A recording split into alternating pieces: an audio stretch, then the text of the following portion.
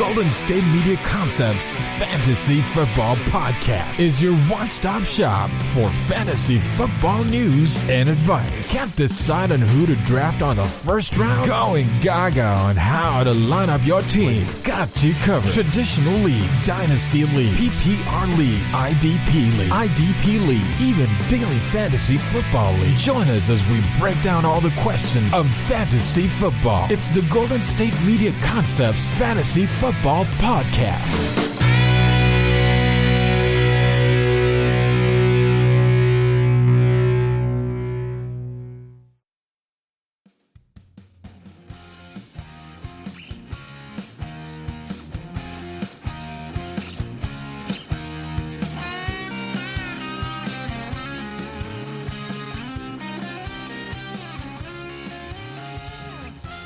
What's going on, everybody? GSMC Fantasy Football Podcast on the GSMC Podcast Network. I hope everybody's doing good on this Tuesday. You know what I'm saying? It's a Tuesday, and we're about to get it in. The time I'm taping this, the Monday night game has not happened yet, but we can all assume that the Jets probably aren't going to be the ones that are favored to come out of that game. So, take that as you will, but we are here, GSMC Fantasy Football. We're going to get into Week 9 recap. So all the biggest things in Week 9, I got to tell you, I'm on cloud 9 right now because the Saints put a performance in the making against Tampa Bay. Everybody's shocked. Everybody's wondering what's going on with Tampa Bay. Was it too much going on with the AB thing? The offense looked bad. The defense looked bad. I'm smiling, though. We're smiling through all the pressure. The Saints took a lot of hits in the early parts of the season. Everybody was sitting here saying that, Tampa Bay was the team, now the new team to beat in the conference. Not the case anymore. Don't know who it is, but it's not the case any longer. So without further ado, let's get it in. So Week 9 recap. Here we go. So, it wasn't Russell Wilson who brought the heat to the kitchen this week, as Buffalo quarterback Josh Allen was the one playing with all the fire all afternoon in a huge Week 9 win over the Seattle Seahawks. The Bills quarterback sliced through the Seattle defense and surely contributed countless winning daily fantasy sports lineups. And let's dig into each and every game from Sunday's action to see just who stepped up as we move forward to Week 10. So, Seattle at Buffalo. So, as noted, this was a really big bounce-back game for the entire Bills offense, except for Dalvin Singletary. Singletary continues to see underwhelming usage in the offense with his snap counts regularly splitting 50-50 with Zach Moss, and he's nothing more than a fringe running back 3. So, Moss out-touched him 11-5 in this game, and both running backs and Allen handled one carry inside the 5-yard line, which makes it that much harder to trust Singletary. He virtually has no touchdown upside. He only has one score this season, and it came in Week 4 when Moss was inactive. Moss is the better running back to own for the rest of the season because he has a path to score and is just involved in the passing game as much as Singletary anyway. John Brown's return to the offense after being a bit more healthy has seemed to have a positive residual effect on the entire offense. He had 8 catches for 99 yards on 11 targets, as he should be, and should be in the wide receiver 3 conversation next week in the revenge game against Arizona.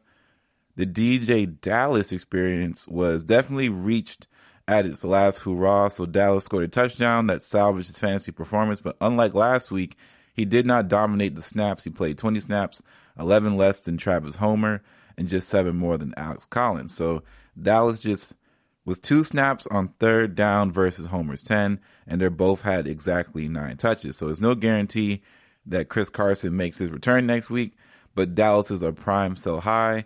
He can't be viewed as anything more than a goal line back, just off his 2 carries inside the 5-yard line. DK continues to be an absolute freak. 7 catches for 108 yards, a touchdown. He did seize 5 of his targets with Tre'Davious White as his primary coverage, but that's because White didn't shadow Because White didn't shadow, he was able to inflict a lot of damage elsewhere. So moving on to the Carolina Panthers at the Kansas City Chiefs, this was a really fun game. Christian McCaffrey made his return to the lineup and did not disappoint. More than 35 fantasy points on 28 touches while playing a healthy 71% of the snaps. Mike Davis worked in on 31% of the snaps and saw 6 touches of his own, but this was McCaffrey's backfield, of course.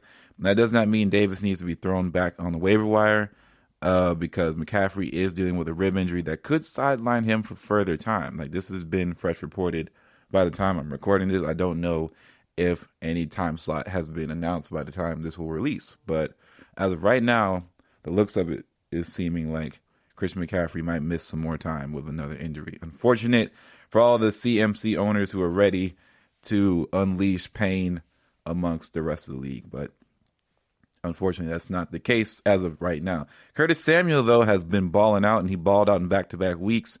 24 fantasy points per game, 10 opportunities per game. He's been great. He has come at the expense of DJ Moore, though. DJ Moore had just 3 targets and 2 catches, despite Teddy Bridgewater attempting a season-high 47 pass attempts. Moore will be a tough to trust next week against the Buccaneers, while Samuel becomes an interesting waiver wire target. The Bucs' weakness comes from the slot where Samuel primarily lines up. Tyreek Hill, Travis Kelce, Patrick Mahomes all enjoyed blowout performances. Or blow-up performances, but Clyde continues to post nothing more than the modest production. He gathered just 5 carries for 14 yards, but salvaged his day with a touchdown.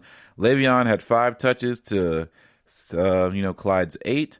And, right now it just appears that his offense is more than fine with attacking teams throughout the air. Neither Clyde Edwards-Helaire or Le'Veon Bell has played more than half of the Chiefs' offensive snaps. And since Bell joined the team, Clyde Edwards-Helaire has yet to have a game with more than 8 carries.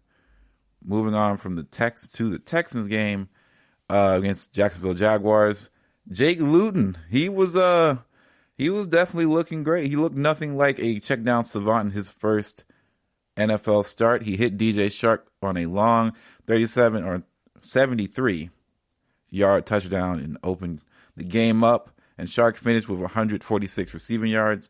Making Chark a sit this past week looks pretty bad, but we expected that Texans cornerback Bradley Roby to play and shadow Chark. Roby was made inactive 90 minutes before the game, and his absence certainly played a factor in Chark's big game. Laviska Shenault left the game with an injury early, which opened up more targets for Chark and Chris Conley. And, don't really know what another performance like this from Chark in Week 10. We don't know if that's going to happen, but he'll likely face Green Bay Packers' Jair Alexander, who is one of the highest graded cornerbacks in football. James Robinson, who averaged just under 4 yards per attempt, rushed for 99 yards on 25 carries, but only saw 2 targets. On the other hand, Chris Thompson made his return to the lineup and saw 4 targets. David Johnson was forced out of the game with a concussion, so prepare the waiver wire bids for Duke Johnson Jr., who played 81% of the snaps with David sidelined. Duke totaled 20 touches for over 70 yards from scrimmage and a tune of 15 fantasy points. Jordan Atkins was presumed the number 1 tight end for Houston upon his return from injury, but that was more of a 50-50 split with Darren Fells. Until one separates the snaps and routes ran, neither can be really trusted for fantasy purposes. The New York Giants versus the Washington football team. So, not all the bad start-sit calls that were made were not in vain. So, Evan Ingram as a solid start was a good call as he led the Giants in targets and finished with 5 catches for 48 yards and a touchdown. Sterling Shepard also put up another respectable performance as per usual. He is a target hog, averaging over 9 targets per game since his return, and that volume is coming at the expense of Darius Slayton, who saw just 1 target in Week 9. The Giants' number 1 outside wide receiver has seen just 4 targets per game since Shepard has been inserted back into the lineup. Wayne Gallman operated as the workhorse, and he handled 57% of the snaps and is leading the team with 14 carries for 68 yards. Should Devonta Freeman sit out another week before the team's Week 11 bye, Gallman should be worth starting in Week 10. and he scored 14.8 fantasy points per game in his last 3 contests. Kyle Allen won't be the quarterback anytime soon for the Washington football team as he suffered an ankle injury. And Alex Smith entered the game and dinked and dunked the ball all the way for 325 yards passing. But he had a 3.5 average depth of target. So as you can see, that's what was going on. That low depth of target is gonna, it's gonna make so that J.D. McKissic and Antonio Gibson stay heavily involved in the passing game. McKissic saw 12 targets during Smith's time under center. McKissic also played 83% of the snaps versus Gibson's 60 or 46. So any running back needy teams need to add McKissic off waiver wire immediately. It's definitely his fantasy day was buoyed by a goal line touchdown, but McKissic, he got the more work because the team is trailing by most of the day, and he should be back on track against the Detroit Lions in Week 10, and they were just destroyed by Dalvin Cook on the ground with 206 rushing yards by himself. So Chicago played Tennessee, and this was one of those games where we didn't really know what was going to happen, and A.J. Brown and Corey Davis entering the week, and only one call proved to be correct, and it was not even a solid Chicago Bears secondary could slow down A.J. Brown at all. So the dude is just that good. On a team leading 9 targets, Brown hauled in 4 for 101 yards and a touchdown. Ryan Tannehill only attempted 21 passes, so the Brown commanded majority of 40% of the target share. And while Davis put up a goose egg after a back-to-back 10-target outing, Jonnu Smith caught a touchdown, but his usage remained stagnant, and he was just 21 routes run. Still, it's hard to expect more volume than that with Tannehill only attempting 21 passes. The Titans' tight end remains a boom or bust option for the position, which still warrants tight end 1 status. The positive that is that he played 95% of the team's offensive snaps in Week 9. Derrick Henry has now gone without a catch for 2 straight weeks, squashing the narrative that he'll be more involved in the passing game in 2020. It sounds bad, but should David Montgomery miss any time with his concussion, Ryan now should be a plug-and-play option on the waiver wire. Now saw 4 targets once as he replaced Montgomery and would likely take over early down work as well. Jimmy Graham did what he usually does and scored a touchdown to post a solid fantasy outing. And Graham is a solid tight end play this week just because of Tennessee's tendency to allow end zone targets to tight ends, and that's what exactly happened. Darrell Mooney saw 11 targets and should be a really good option off waivers as he has the Minnesota Vikings banged up secondary in Week 10. So I picked him up last week, so hopefully he'll be a strong start coming up this week. Baltimore at Indianapolis was a game and a half for me personally. I doubled down on a bet that I made for for MKF, the site that I typically use for daily fantasy sports sort of scenarios. I thought that Lamar Jackson would get over 215 yards passing today, and it just didn't work out. As they say, he didn't light it up on the field as a passer. 170 as his passing yards and 0 passing touchdowns, but he ran 13 times for 58 and 1 touchdown. And Lamar had 29 rushes in his last 2 games. Marquise Brown's squeaky wheel failed to come to fruition as he just had 3 catches for 38 on 5 targets. Hollywood is probably going to sit for Week 10 for a lot of people just because of inconsistent play in the impending matchup against the New England Patriots. J.K. Dobbins played 50% of the snaps versus Gus Edwards' 38%, both running backs. Saw at least 13 touches, but Gus emerged as the better fantasy option because his goal line score. Gus Bus saw 4 carries inside the 5-yard line, so that's a big thing. For the second straight week, Jordan Wilkins saw more carries than Jonathan Taylor. Taylor also played fewer snaps than both Wilkins and Nyheim Hines. Wilkins needs to be added off waivers, and it will surprise no one to see him lead this backfield for the 3rd straight week as they play Thursday night. In T.Y.'s absence, Marcus Johnson and Michael Pittman both saw 7 targets apiece, but Pittman led the way in catches yards and air yards, and of the Colts wideouts in the depth of target on the waiver wire, the rookie might be the main target ahead of favorable matchup versus the Tennessee Titans. We're going to go ahead and transition into a break, and then we're going to continue on with the remainder of the games and for fantasy purposes and how those turned out for people and for different players. And then we're going to move into just some of the bigger games of this past Sunday and how I felt about them and what ended up transpiring for fantasy football for me. So we'll be right back. GSMC, stay right here. Don't go anywhere.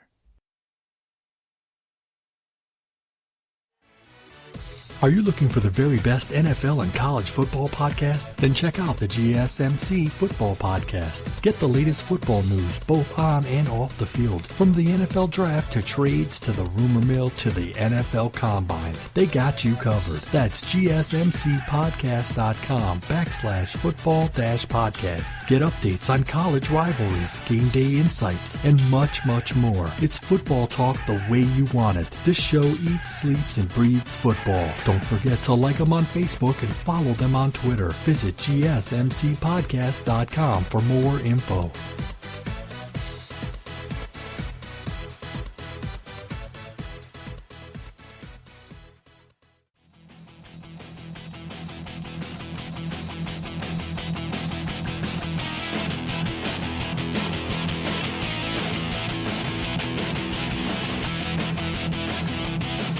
All right, GSMC fantasy football fans, we're back, and we're about to get into the Detroit Lions at the Minnesota Vikings and just how that game ended up transpiring. So if you don't know who Dalvin Cook is, you better start to know, because he's putting the world on notice that he really might end up being the best running back in the league right now. He's definitely making the case for fantasy, as he's really putting the world on notice. The Vikings' explosive running back is now totaled over 470 offensive yards, 6 touchdowns in his last 2 games. Needless to say, there aren't many running backs that you would probably want to have on your squad for the rest of the season. And the same can't be said for other players, as in Adam Thielen and Justin Jefferson, who's, Adam Thielen has now been dudded out for 2 straight weeks. Justin Jefferson has seen fewer than 5 targets every week. Dating back to week 3, Minnesota's success leaning on Cook on the ground has translated to sour days for their receiving game. Irv Smith Jr. was able to escape the poor game script with 2 touchdown receptions, but this performance is a definition of unsustainable. He ran only 9 routes, 4 fewer than Kyle Rudolph, and played just 38% of the snaps, which was less than Rudolph and Tyler Conklin. And for top 3 Vikings pass catchers to be fantasy relevant, they have to play on a team that forces them to throw. TJ Hawkinson is flirting with set it and forget it status with Kenny Golladay out, and a week after seeing 10 targets, the Lions tight end followed up with 8 target performance, and it was able to find the end zone for the 4th time in his last 5 games, and he'll be a smash spot next week versus the Washington football team. DeAndre Swift led the backfield in snaps, carries, and targets, but Kerryon Johnson and Adrian Peterson still combined for 20 touches of their own. And to put it lightly, the Lions' backfield can be best described as a 50-25-25 situation. And what's bad for Swift is that after he appeared to have a pass game role locked down, Kerryon Johnson leading the backfield on snaps on 3rd down in Week 9 was something that I don't think a lot of people saw coming. Then we have Denver at Atlanta. So it was a big day for Jerry Jeudy, who emerged as Drew Lock's favorite target. He commanded for 14 targets, hauled 7 of them for 125 yards and a touchdown. Part of that improvement was the team's decision to move Jeudy to the outside, where he has now spent the majority of the time in the past 2 weeks. KJ Hamler has taken over as the team's slot receiver and saw 10 targets of his own, all from the slot. Melvin Gordon III played a higher percentage of his team's total snaps than Philip Lindsay, but touches went in favor of Lindsay of 8 versus 7. The backfield is shaking up to be an ugly 2-man committee on a bad offense.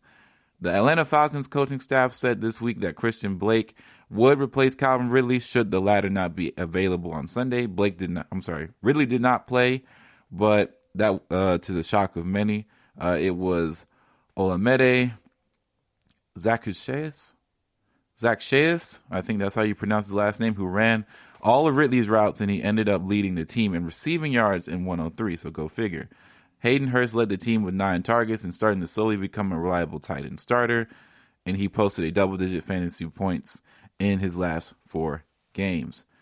The Las Vegas Raiders versus the Los Angeles Chargers. So all these teams are moving around the block, it seems. But there was a good chance that Justin Jackson would have a productive game in Week 9, but he was hurt early and did end up having a single touch. In his place, Kalen Ballage rushed for 17 times and 69 yards in a score. So Jackson's injury obviously wasn't serious enough to rule him out, so he should be back for Week 10. Joshua Kelly is also looking to remain in the mix as he played 54% of the snaps. Henry Ruggs III led the Raiders in snaps from the slot but failed to haul in any of his 3 targets. The rookie can't just be trusted in considering that he hasn't had a game yet this year with more than 5 targets. Josh Jacobs lost some touches to Devontae Booker, but this could have been more related to the general maintenance. Jacobs was on the injury report late in the week, and Booker's 13 snaps were right around his normal usage. Pittsburgh at Dallas. Now, this was another one of the late games that was all over the place, so it was a lot more closer than what we possibly could have expected, and that was great for any fantasy manager with Ben Roethlisberger. Big Ben posted his best fantasy performance of the season, and he spread the wealth among his top 3 wideouts, including plays negatively affected by penalties. Chase Claypool led the way with 15 targets, followed by Deontay Johnson and Juju Smith with 8. Juju scored the most fantasy points because of a touchdown, but that's exactly why he's the perfect sell high. James Conner might have had his biggest bust of the week after failing to produce against arguably the worst defense in the league. It's probably more of a fluke than anything else considering the snaps and the routes were there, but his overall lack of pass game usage is concerning. Dallas offense showed semblance of life with Garrett Gilbert under center, and that means there's hope that this offense can produce something in plus matchups. Ezekiel Elliott is also not running like the same guy from years past. He may have been hampered by his hamstring injury, but rushing for 51 yards on 18 carries looks inferior in retrospect to Tony Pollard's 57 rushing yards on just 9. The Miami Dolphins versus the Arizona Cardinals. So Hopkins' box score hardly tells the story because his game, just because he was drawing pass interference calls on seemingly every other ball thrown his way. Consider this bad game a window to buy low on the wide receiver if possible. And it's hardly Chase Edmonds' running back season game as we were all waiting for, as the Cardinals running back mustered up 70 yards on 25 carries. His total 23 touches were encouraging and is great for the projecting him forward, but it may not have done enough to convince the team to stick with him over Kenyon Drake. Preston Williams was on his way to an extremely productive outing, but was forced out due to an injury. The second-year wide receiver is expected to miss some time, so expect more targets to flow towards Devontae Parker and Jakeem Grant. Parker's 2019 breakout coincided with an injury to Williams last year and led the team in targets in Week 9. Grant was already in line to see an expanded role with without Isaiah Ford, but it should even see more targets now as he'll be the team's number 2 wideout. Without Myles Gaskin or Matt Breida, the Dolphins split snaps between Jordan Howard and Savon Ahmed. There's an E in there. Ahmed. Neither impressed, so anticipate Breida getting the workload back in and DeAndre Washington to take a larger role. Tua Tagovailoa is now 2-0 as the Miami starter and firmly in the discussion among quarterback options in fantasy football. In Week 9, he scored 21.42 fantasy points and averaged 8.9 yards attempt, both insane upgrades after his debut. And he'll be playing against the Chargers defense in Week 10, so we should surely see a shootout between 2 rookie-led teams. It's going to be a big-time game that week. Michael Thomas. So New Orleans Saints at Tampa Bay. Michael Thomas didn't post really big stats, but his team leading targets was 6 and routes run 28 are a good sign that he's back to full health.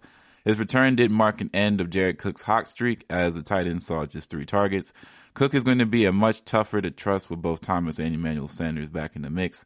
The entire Tampa Bay Buccaneers offense was horrible this game. Tom Brady threw 3 interceptions, 0 touchdown passes. Ronald Jones and Leonard Fournette combined just for 4 carries. Fournette led the way with 6 catches, which confirms his role as the RB main pass catcher in the offense.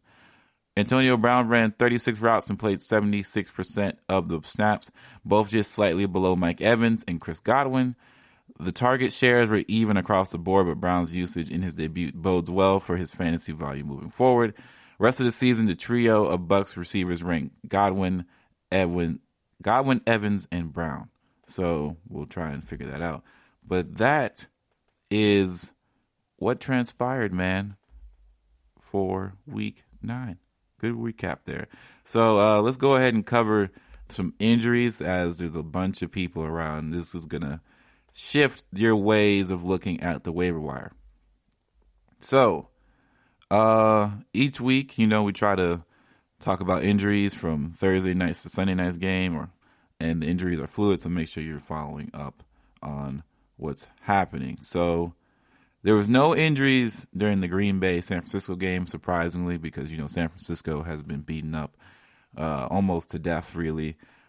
Denver and Atlanta had no injuries. Seattle and Buffalo had no injuries. And Indianapolis does have an injury. Jake Doyle had an injury. He had a concussion in the second quarter, and he will enter a 5-step concussion protocol and will need to be monitored in weeks of progress. So that means you might have to fire up that Trey Burton, even though he was, along with the rest of Indianapolis,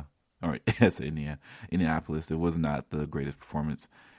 David Johnson had a concussion as well, so he suffered a concussion in the Jacksonville Jaguars game. And Laviska Shenault had a hamstring injury in the first quarter, and he left and went back in briefly. Shenault then pulled up on a route, and he missed the rest of the game. So he probably suffered a grade 1 strain, which typically return to play time is 2 to 3 weeks. So Shenault is probably droppable at this point. I think you can probably find some better value on the waivers at this point, as you see a lot of things are moving and shaking.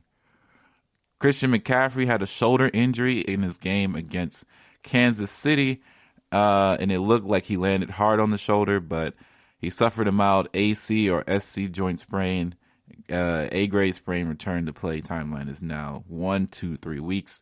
I'm probably going to say it's going to take, if he misses a lot of time, probably 2 weeks. I think he's really wanting to play. He'll probably play through the injury, because I don't think they're going to.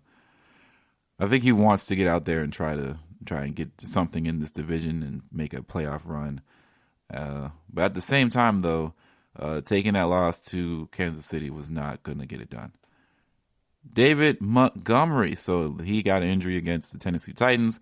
He suffered a concussion in the fourth quarter, and he will have a 5-step concussion protocol in the whole 9. And, of course, we know a bad injury for Kyle Allen, who had an ankle injury, suffered a really gross one in the first quarter, sustaining the fracture dislocation similar to Ron Stanley's last week. Allen will miss the remainder of the season. So that means that we're going to see Alex Smith as the expected starter here for the remainder of the season, unless something else happens. Justin Jackson injured his knee during pregame warmups, and he was taken out just after 1 snap. And it's the type of injury, and severity is unclear, but it's encouraging that he tried to give it a go, and he needs to be monitored for weak progress. Preston Williams, of course, injured his foot in the second quarter and was carted off, and it seems to be a mid-foot sprain. He'll undergo x-rays, and if there is any fractures, that would be big news. So if he did not suffer a fracture, then it's probably a grade 2 sprain, which would be sidelined for a couple of weeks.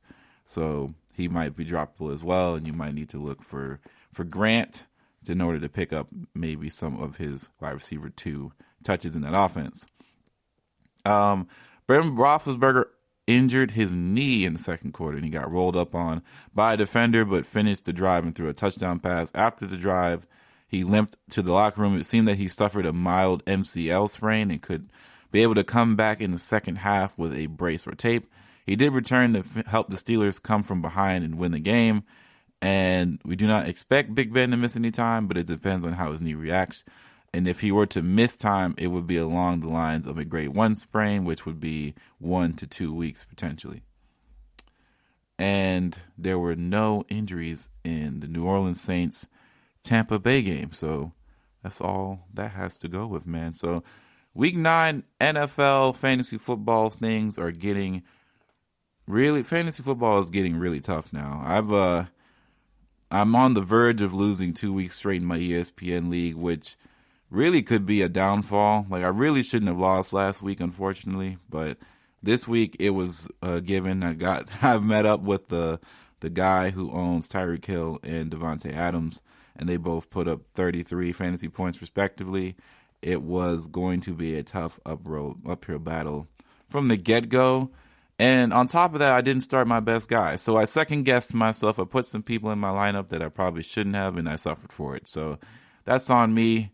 You know, you can make some of this stuff up, but I benched Tua because I was nervous because somebody ended up dropping Matthew Stafford, and they said he was going to play, so I put him in because I thought his floor would be better, and obviously that was a mistake. I didn't leave in Preston Williams when I put in Mooney, which was fine. You know, Mooney gave me 9 points, but I had Le'Veon Bell because I thought for some reason that the Panthers running back stats would help his case.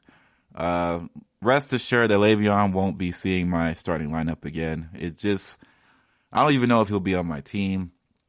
I think Le'Veon is probably droppable at this point because we just haven't seen enough.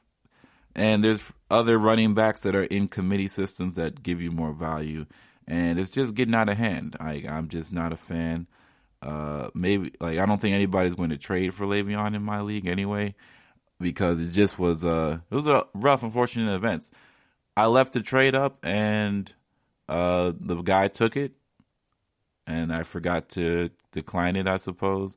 Not to say that it would have changed the outcome of me winning this week, but it definitely, for what I got back in the trade, it's just, we'll just have to see. Shout out to Ronald Jones for once again getting games scripted out at this point. I don't know what I do with him either. That's about 3 straight weeks of Ronald Jones just not being involved after a couple of weeks ago where he was all over the place. And it seems like, you know, Leonard Fournette is that pass-catching back in that offense. But we're going to take another break, and we're going to come back, and we're going to discuss my fantasy season thus far and just where teams are as far as NFL and what I saw on Sunday. GSMC, we'll be right back. Check out the show that's built on the MMA. From the UFC to extreme cage fighting, they got the fights covered. Check out the GSMC MMA podcast. Get the latest news on past or upcoming fights. Join us as we talk to and about some of the biggest names in the MMA, past, present, and future. When it's the fight game, there's just one show to check out. GSMCpodcast.com/MMA-podcast. Don't forget to like them on Facebook and follow them on Twitter. Visit GSMCpodcast.com for more info.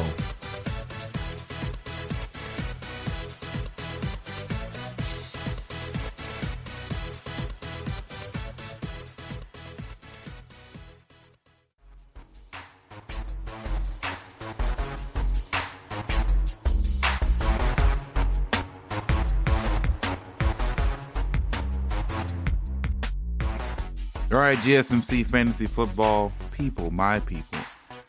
We got to talk about what my team is going through, what many of other teams are going through. You know, I started out 5-1. It was a good 6-week stretch. I have dropped the ball, or should I say 4-1. Now I am going to be 5-4 at this point. I've dropped, I believe, 3 out of the last 4 games.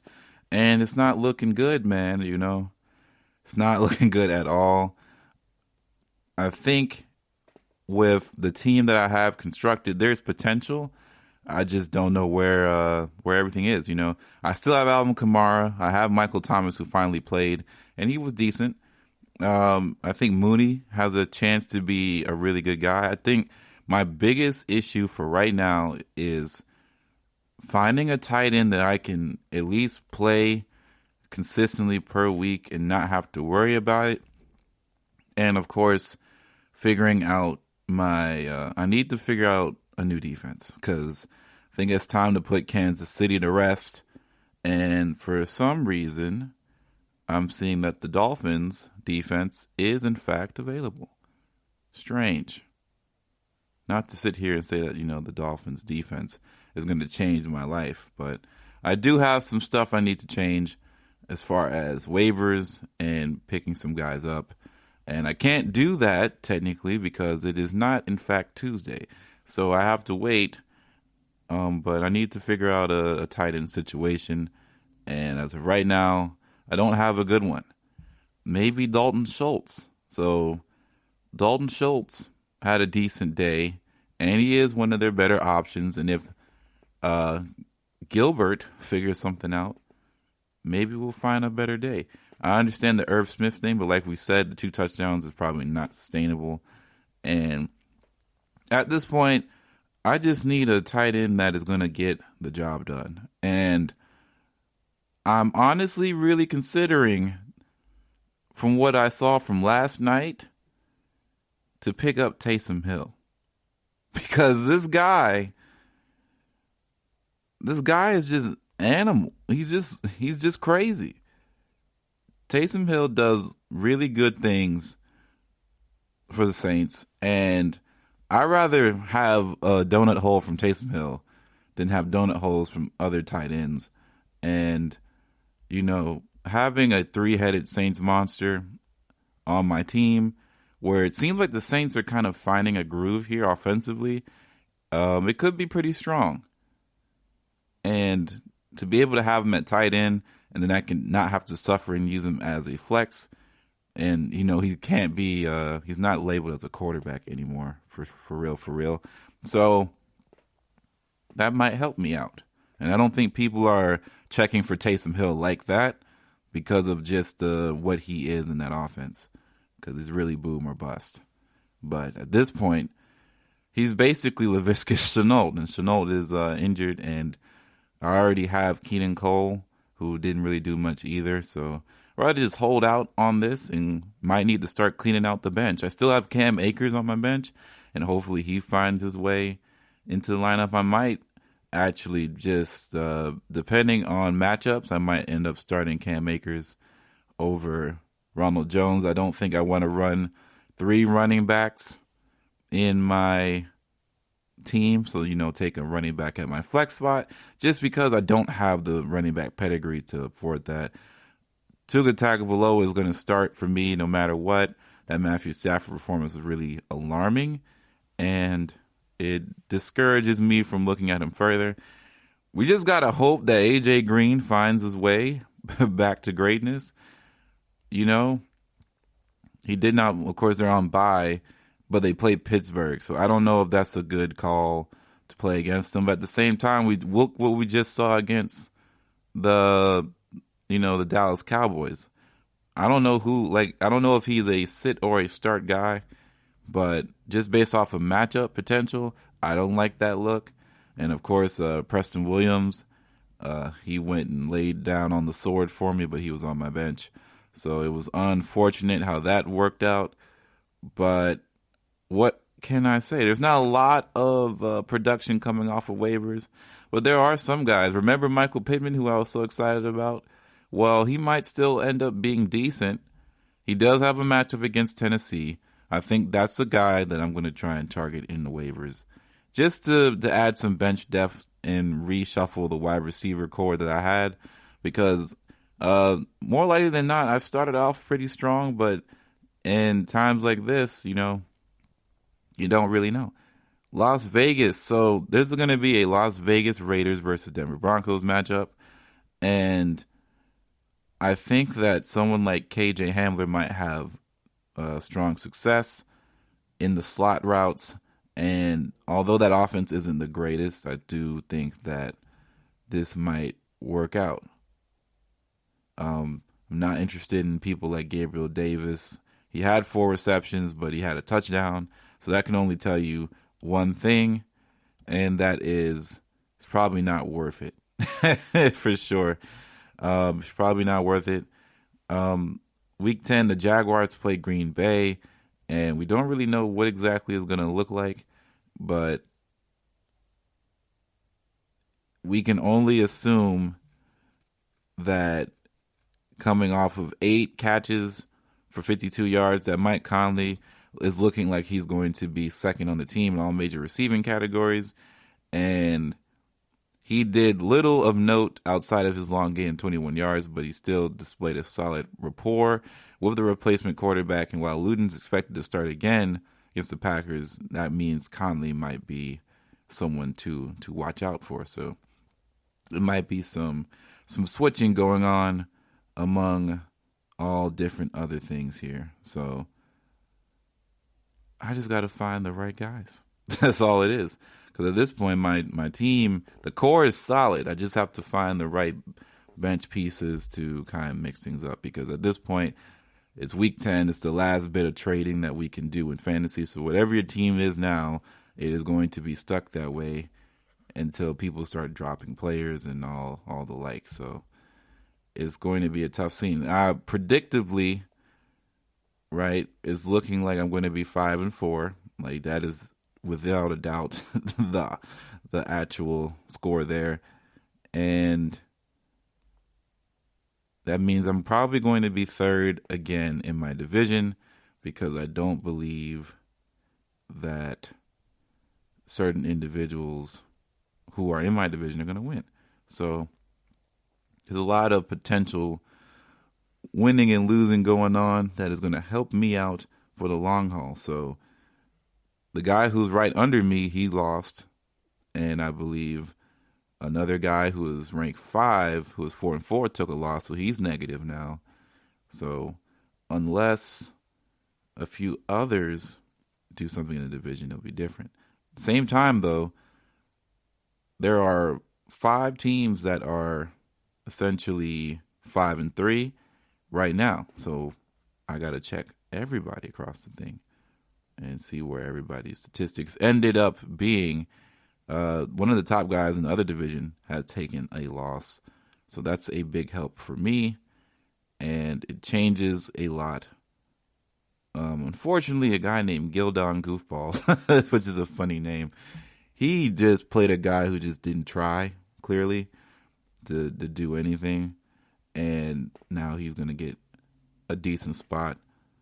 And he's going to be 5-4 now. He's taking it one win at a time, it seems like. So the playoff structures are just about to flip, and just so tight right now that it's too hard to predict. So right now I'm 4th in the playoff ranking. So I'm probably going to drop anywhere between 8 or anywhere between 5 and 8. I'll probably be there. It is what it is, you know.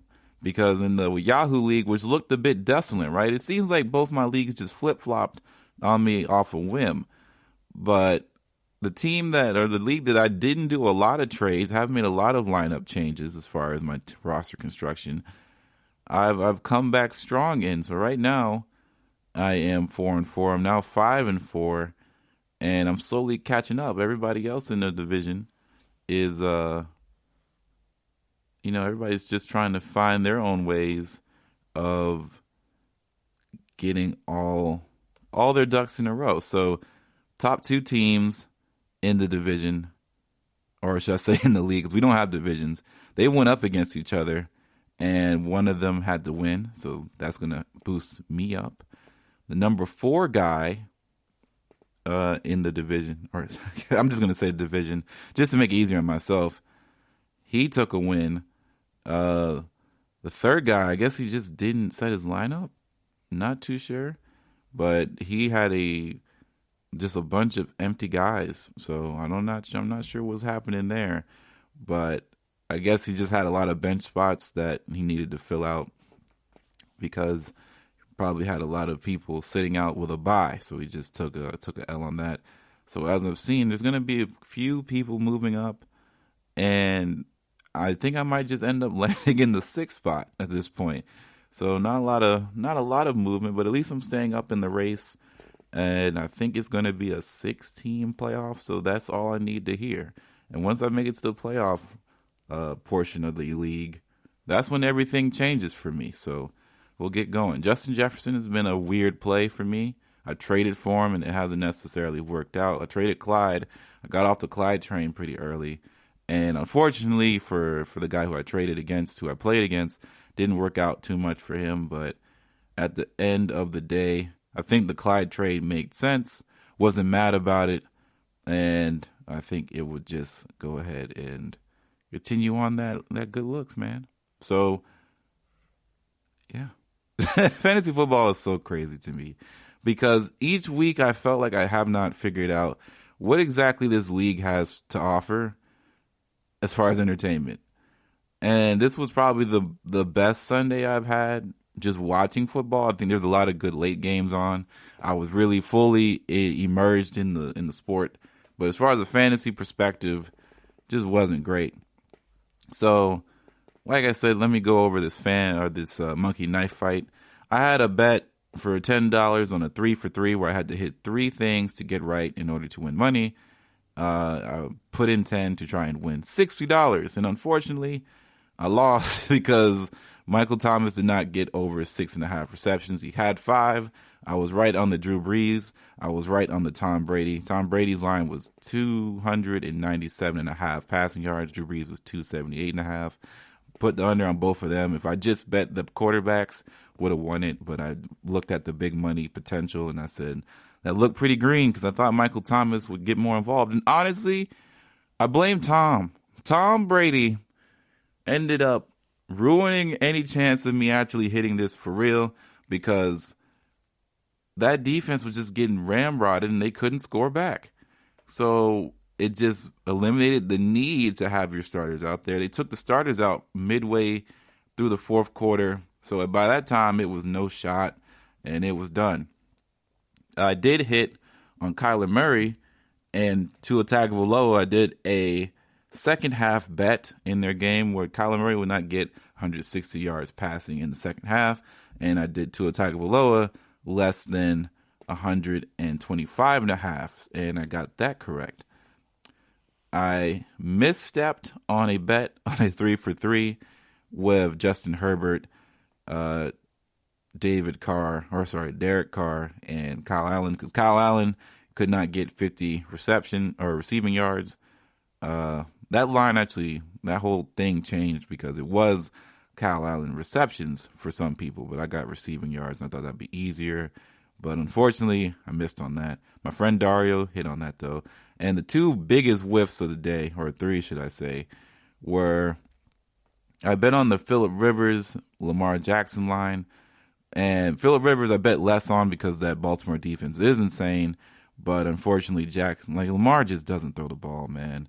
And it won't happen again, though. This is it. We know what it is. I'm prepared for next Sunday. It won't happen again. But we're going to take a break, and we're going to get into the games that we watched and just talk about football, man. GSMC, we'll be right back.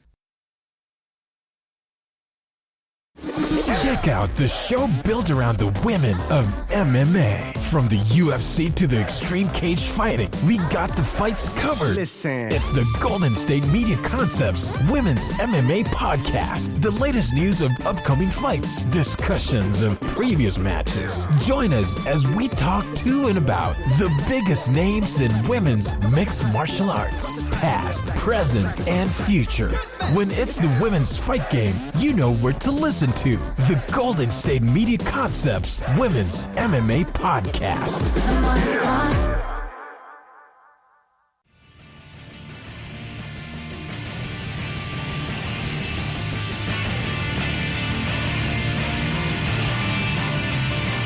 All right, so real quick, GSMC Fantasy Football Podcast back.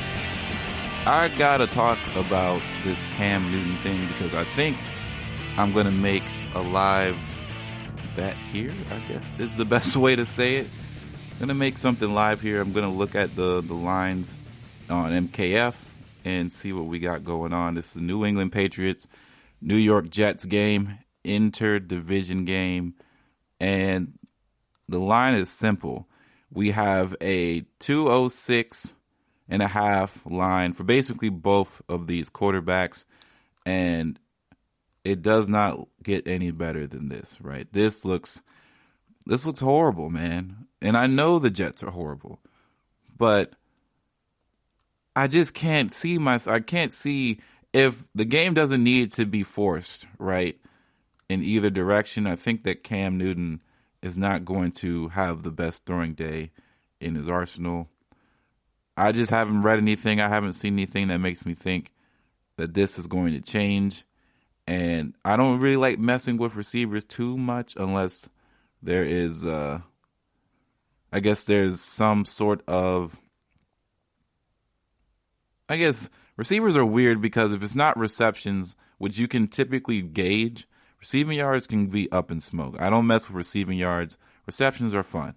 I like receptions, but, you know,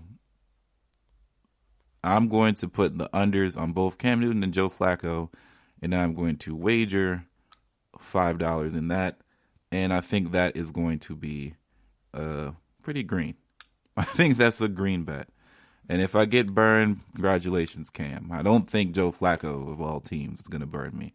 Because honestly, I would think both of these offenses stink. And at the end of the day, an offense that's bad, they're going to rely on the run game, which is why I am going to go ahead and look at a 3-for-3 for 5. No, it's 5 times the money, where Damon Harris is set to have 55.5 rushing yards. And if we look at Damon Harris's stats on the year, right, or at least over the last couple games, we'll see that his statistic line is decent. He got 110 yards last week against Buffalo. Against San Fran, he had 58. He hasn't, and this is with at least 10 carries. When he has at least 10 carries, he hits that threshold. So I'm expecting him to do the same there. So I think this is a classic. Quarterbacks are not going to throw the ball. They're going to lean on the run game. And the Patriots are just going to come out and try and get a win. So I think that's the call right there. So I'm going to put in 10 on that to go ahead and try and win a decent slate of money so I can go ahead and play later on the week. So that's where all that is. And I have $7 left to mess around with. So we'll see what halftime brings, or do I just hold off because I did just play a little bit of cash out there to do that. So that's a little live bet thing, a little live bet process. The Patriots offense is abysmal. It's not fun to watch. Neither are the Jets. The Jets without Sam Darnold is untrustworthy. Joe Flacco, Super Bowl champion, but we understand where he's at in his career and where he's been, quite frankly, should I say. So there's no second guessing on that. That's already locked in, ready to go. Let's talk about Tua's big day. So Tua Tagovailoa had a really solid outing against the Arizona Cardinals, which I pretty much expected to feel like he was going to do, right? Arizona's defense is not that great, even though they've been better in recent weeks. It's still not that great. It's not Seattle Seahawks bad, of course, but it is not. They're not game busters or anything like that.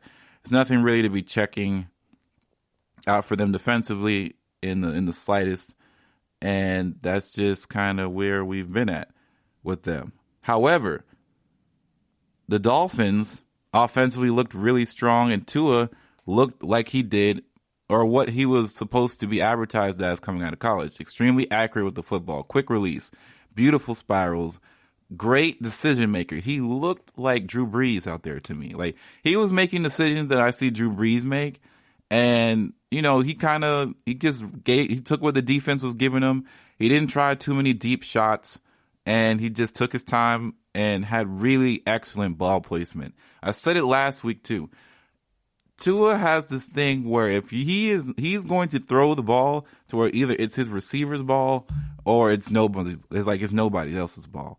And I love that so much. He doesn't have the it factor that Justin Herbert had immediately coming in, but this is his second game and he's going to come in against Herbert, so I know he's ready to prove himself against a guy that everybody's gushed over. Everybody loves Herbert, even though they're like 1-7 at this point, which is not Herbert's fault, by the way. They definitely could have won that game last week, or should I say on Sunday. And it's unfortunately they couldn't hold on to the football. So that's just, and they've had really close games recently as well. In typical Chargers fashion, that is, they just find a way to not, finish the game.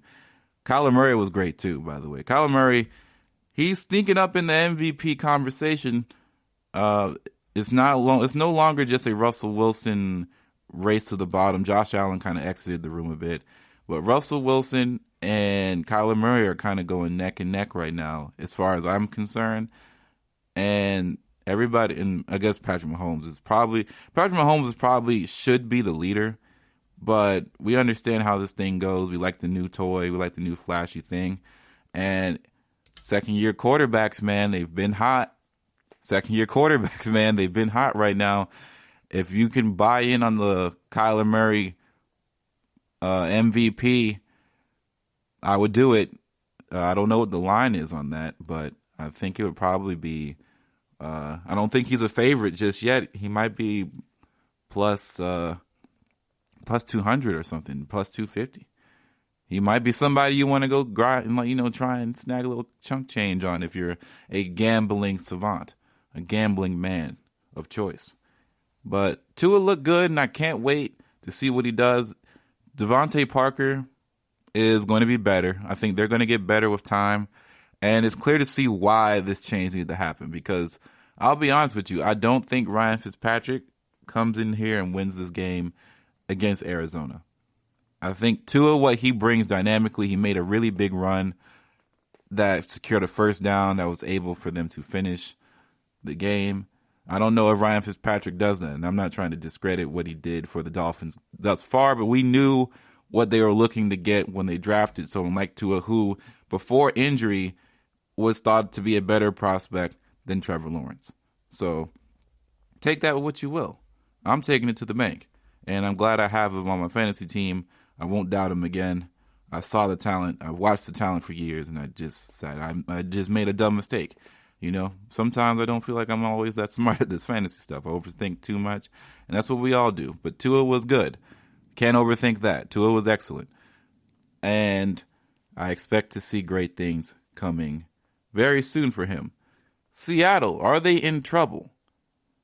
I don't know. I think that what I've been saying for the past couple weeks is this.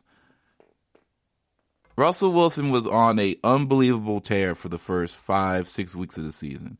But as we've seen, they've gone 1-3 in the past 3 weeks, and he's had 7 turnovers in 2 of those games. I said this for weeks. The tear that he was on was unsustainable. Unsustainable for most times. Like, quarterback tears like that, if you do it for a whole season, you're just like, you're Super Bowl bound. And you need a couple breaks to get Super Bowl bound. Like, I know this for a fact. Everybody needs breaks in this league because you're not always going to be on it 100%. But that defense is not doing him any favors. And when your defense is giving up 30 a game to just any and everybody, like, everybody predicted that this would be Josh Allen's tune-up game because this defense is so just unrealistically bad defending the pass. It's not even at this point because they can generate some pressure. Like, they had some pressures generated, but it still didn't matter. It doesn't matter. Their pass coverage is just horrendous, and people they've brought it up, right? We've said that their pass coverage is bad, but we've always said it after losses, thinking that, they'll figure it out. They're still winning, so that's all that matters. But no, it doesn't always matter because there were key signs showing that this was going to be an issue going forward. And I don't know how exactly they fixed that, but this is why I was holding my reservations for talking about just how good Seattle is. And it's just weird to me how, a couple of those games go the other way. We're not talking about a Seattle team that is, 5-2, or should I say 6-2, I believe. At this point, we'll be talking about them like how we kind of talked about Dallas or other teams that defenses are kind of shaky at times. So, it's something to definitely keep in mind for. But they're still at the top of the NFC, but, Arizona, they can catch up. They took a tough loss. They probably didn't need this loss to get back into the top of the division races. And with the whole one team gets a bye, we just have to assume that all these teams with 2 losses are trying to keep that as the 0 loss status, essentially. Pittsburgh, they get a dub and they escape a tight one. But if they would have lost today, or Sunday, should I say, man, that would be interesting, because the Chiefs, I don't really see the Chiefs having a loss guaranteed on their schedule. So I think the Chiefs really might run the table. I know they do play the Saints, which is going to be a big game. But, we've seen time and time again when the Chiefs turn it on late in the year, and that Saints game is going to be one that is going to be near the tail end. So barring injury, I expect to see the Chiefs really just do what they've always done underneath this Patrick Mahomes era, which is really just keep cooking and warm up and figure things out. I expect people like Clyde to start to warm up soon. And I don't mean that as in he's been bad and he's not warmed up yet, but I mean as in Chiefs like to really utilize their running backs later on in the year, as most teams do. They like to control clock more. They like to eat up the clock. Running backs are much more valuable at the end of the year than they are in the beginning. Teams run by committee to try to conserve people's bodies. And then when it's time to go full tilt, you see what happens. We saw Derrick Henry. We saw Damian Williams, who could arguably have been the MVP in some people's eyes. We see guys like that all the time really dominate we saw Dalvin Cook against the Saints. We see running backs really come in and make a big effort against all different types. Of course, 49ers too. And you saw that really propelled Raheem Mostert into a different stratosphere as those playoff runs and what was going on. So that was clearly something that should be monitored. For fantasy purposes, that doesn't really help too much because depending on who you have on your team and what's going on, most fantasy playoffs don't ever run with NFL playoff type stuff, but it's just something to observe. It's something that I found interesting, at least. And then, is Anthony Lynn done out of Los Angeles, the Chargers? I hope not. I understand the losses look bad, and this is something that turned out last year too, where they've had chances to win games and they just squander it away. But I don't think Anthony Lynn is a bad coach. I just think that he really has had some bad luck. And this Chargers thing goes deeper than Anthony Lynn. This has just been a Chargers thing. The Chargers lose tough games. The Chargers lose games in weird, wacky ways. Field goal kickers have been a thing in the past. We understand this is the Chargers' way of life. But I think Anthony Lynn deserves at least one more shot with Herbert in another year where they can get things. When people get healthy, and they have another chance to really build on something here. Because they have a strong core. They don't have Austin Eckler. That I'm sure they miss him being involved in their passing game. This is it's a tough loss. And it's been a tough, rough couple of weeks as far as them trying to win games. But I'm not giving up on Anthony Lynn. But I can see how he's in the higher tiers of the coach firing rankings just because of we've seen coaches get fired for way less. And I guess I'll put it at that. But GSMC Fantasy Football Podcast, thank you all for listening this week.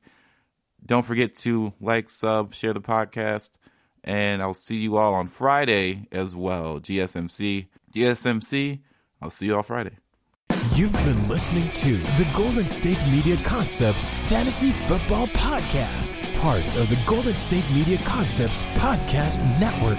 You can find this show and others like it at www.GSMC.com. GSMCpodcast.com. Download our podcast on iTunes, Stitcher, SoundCloud, and Google Play. Just type in GSMC to find all the shows from the Golden State Media Concepts Podcast Network. From movies to music, from sports to entertainment, and even weird news. You can also follow us on Twitter and on Facebook. Thank you, and we hope you have enjoyed today's program.